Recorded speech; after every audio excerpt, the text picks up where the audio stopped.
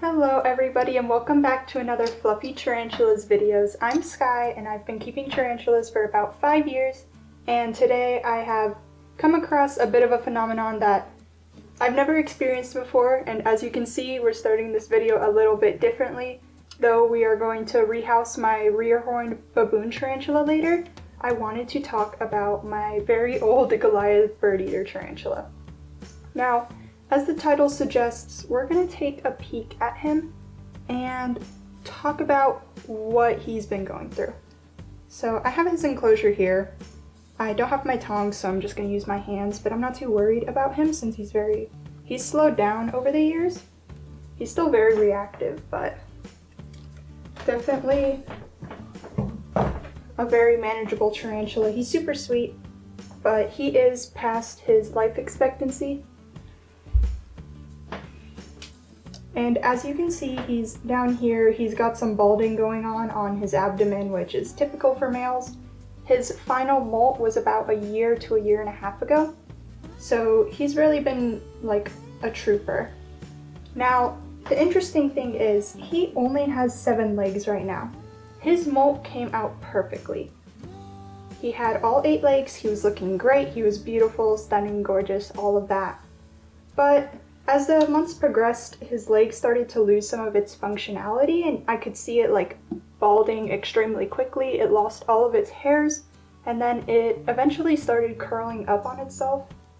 And recently, he has decided to drop this leg in a healthy way.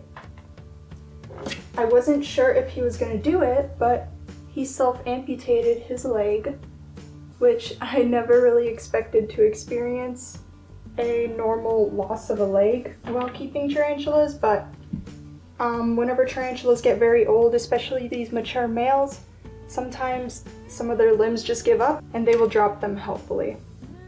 So it was very interesting, and I never really talk about Goliath too much on this channel since his enclosure is so heavy to get on my recording table, but today he is getting his little moment to shine.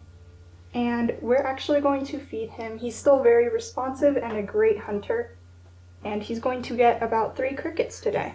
I've had Goliath since pretty much the start of my tarantula keeping. He was one of my first, not my first, but probably my 5th tarantula. And oh, he's one of my favorites. He's such a good eater. He's such a good responsive tarantula. He's never given me any trouble. He hasn't kicked his hairs at me, which is quite surprising for a T. sturmey, since they do have those massive urticating hairs. So I've never gotten any rashes from him or anything. And he's also given me very beautiful molts to preserve. Now, as you can see, he got that cricket with ease. So we're going to give him another one. I like to give him them one by one just because he kind of misses them when there's multiple at once. Now, for his husbandry, it's pretty simple. Since I got him as an adult mature male, he didn't have too many burrowing necessities or anything like that. I put him in this nice large enclosure so he could run around, and boy did he. He used all of it all of the time. I could hear him scurrying around at night, especially when he was more active. So I would definitely recommend giving them a lot of walking space, especially if they are male and they want to run around. But now he likes to settle in this corner near one of his water bowls. I give him 2 since these sturmies really love moisture, and I want to make sure he always has a constant supply of that, whether it be less of a hiding spot or more of a hiding spot. And just a couple pieces of wood. Now, this piece of wood actually does have a hole in it. I'm pretty sure he can fit in if he wanted to hide. That's why it's such a big, thick piece of wood. But he tends to just hide under the log I put right here. And overall, he enjoys it very much. He's been very healthy. He doesn't burrow at all, and all of these little indents in the soil are from me like pouring water in, and it, concaves the soil. But anyways, let's give him his second cricket.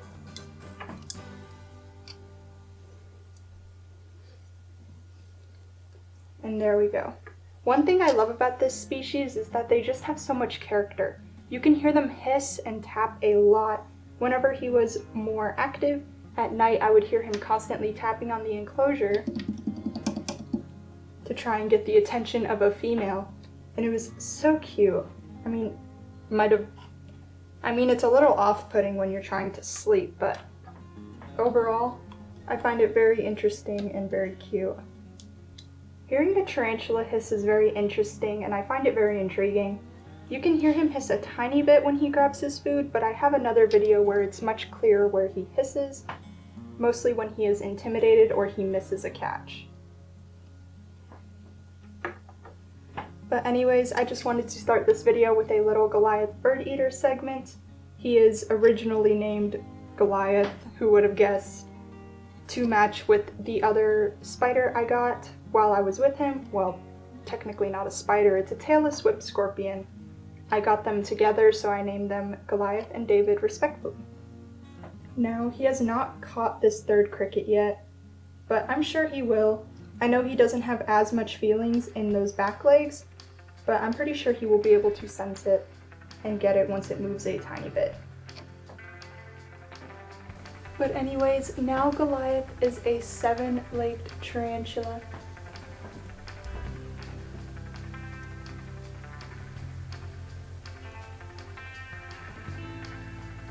And let's move on to moving in my rear-horned baboon tarantula.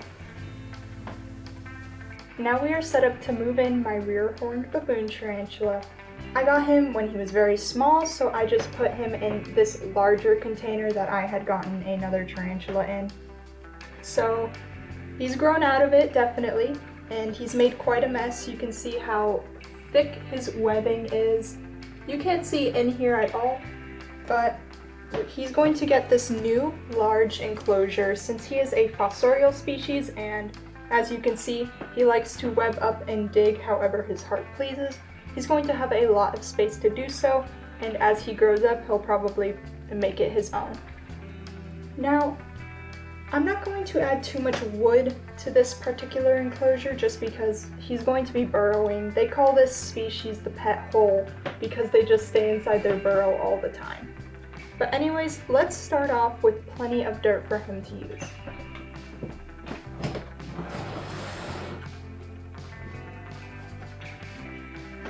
Now, I just have a big box of dirt that has a ton of moistened coconut fiber. It is a little bit drier, so between each layer of dirt, I'm just going to moisten it up a little bit with a small spurt of water. It doesn't have to be soaked because we don't really want to promote any mold growth. And the bottom of the substrate is going to stay moist for a long time, so I'm not too worried about oversaturating it. Typically, I find the best moisture for general tarantulas. I mean, obviously some have specialized needs, but in general, just moistening the top and overflowing the top once a week for me works wonderful, and letting the top dry out so any mold will die and not have enough moisture to reproduce works very well with keeping enclosures clean.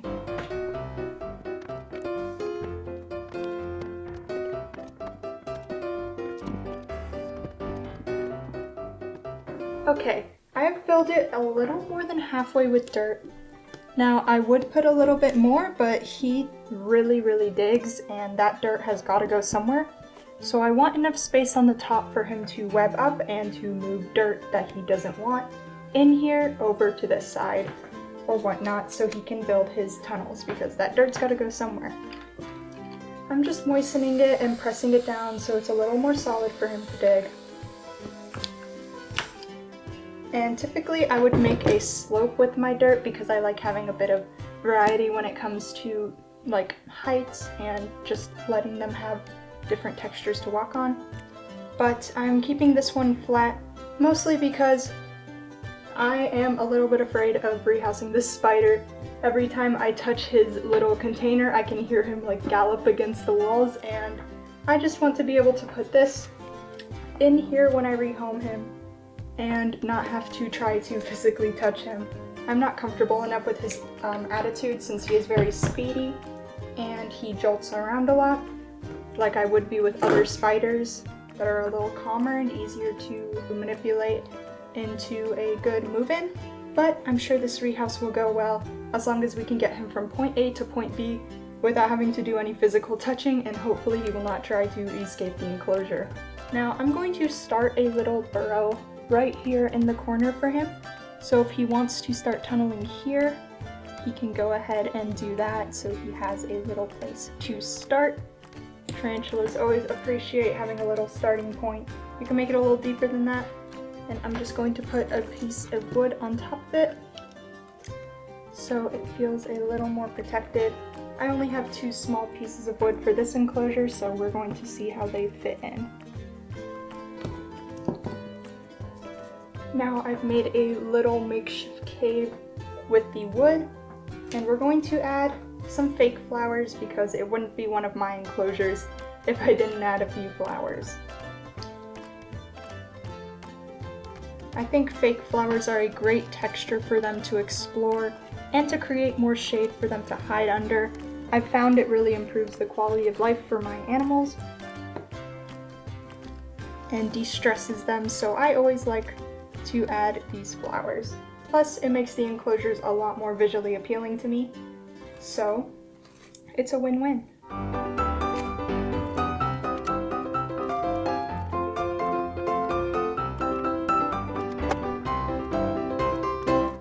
Now we have the flowers in the enclosure, and I think it fills it very nicely. And next, we are just going to put in a little water bowl. Since he is not too large yet, he is getting bottle cap treatment. Just going to put it down here in the corner, fill it up with a little bit of water, just so he can hydrate if he feels the need to.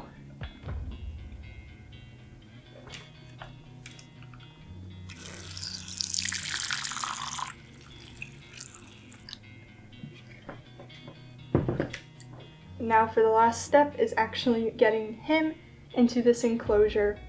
So I'm just hoping it'll be simple enough to just put him in here and motivate him to run out and then eventually take out the old enclosure, because I am not ready to try to court him into a other catch cup, but we'll see how this goes. Hopefully you'll be able to see him a little bit once I open this lid, but he has webbed it pretty hard.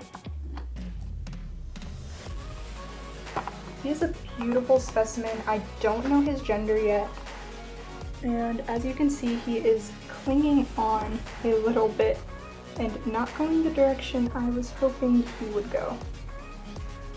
He decided that he wants to stay on the lid instead of in his enclosure, so gotta see how I'll go about this since it's so sticky.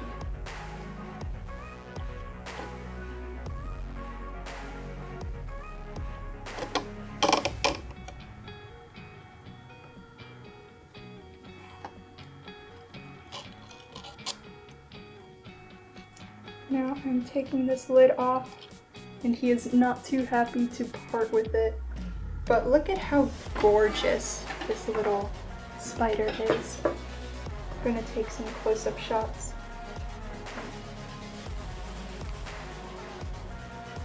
Absolutely stunning spider.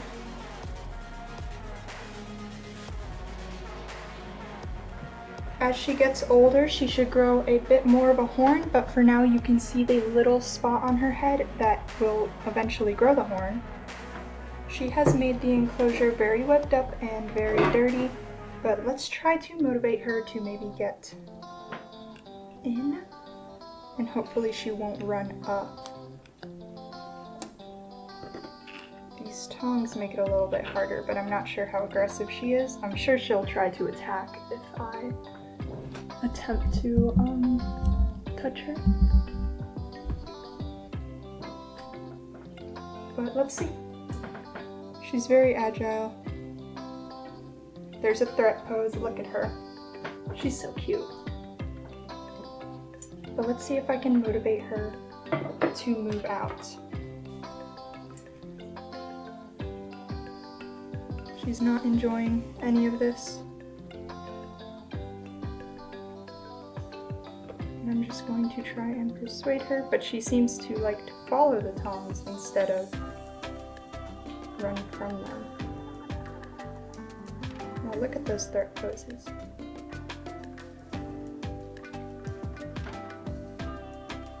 This species has been becoming a lot more popular recently, I've noticed, and for good reason. They're super cute, They're super reactive, they web up beautifully, and oh my gosh, they're just so pleasant. I mean, obviously she's a little bit of a threat poser, but I would be too if I just suddenly got blasted with a ton of light all of a sudden. So let's try to move her out of this cup. She's not enjoying the idea of such a thing.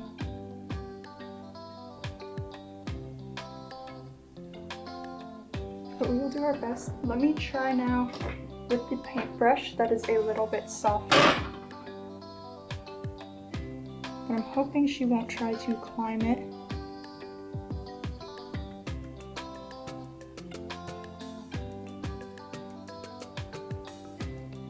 This species does not have urticating hairs, so she won't try to kick, but she will try to bite as her self-defense, but she hasn't given me a bite yet, just some threat poses. And there we go. Beautiful. She has entered in the enclosure. And I'm going to put this lid down just to make sure she doesn't try to crawl further up, but I think I will be able to. There we go. She's settled very nicely on a leaf, and I can take out her old enclosure. And wow, absolutely beautiful. That move-in went a lot better than I had expected. Just going to take a little photo of her, how she's wedged in. She's got a little hiding spot, and I'm just super excited to update on how she handles this enclosure and her webs, since she's done a very impressive job with the little dirt she's had in this enclosure. She has very thick webs. She kind of built this middle island. So I'm super excited to see it. Thank you all so much for tuning into another video where I rehome and talk about my Goliath bird eater. Remember, if you enjoy this kind of content, make sure to like and subscribe, and I'll see you guys in the next video. Bye bye!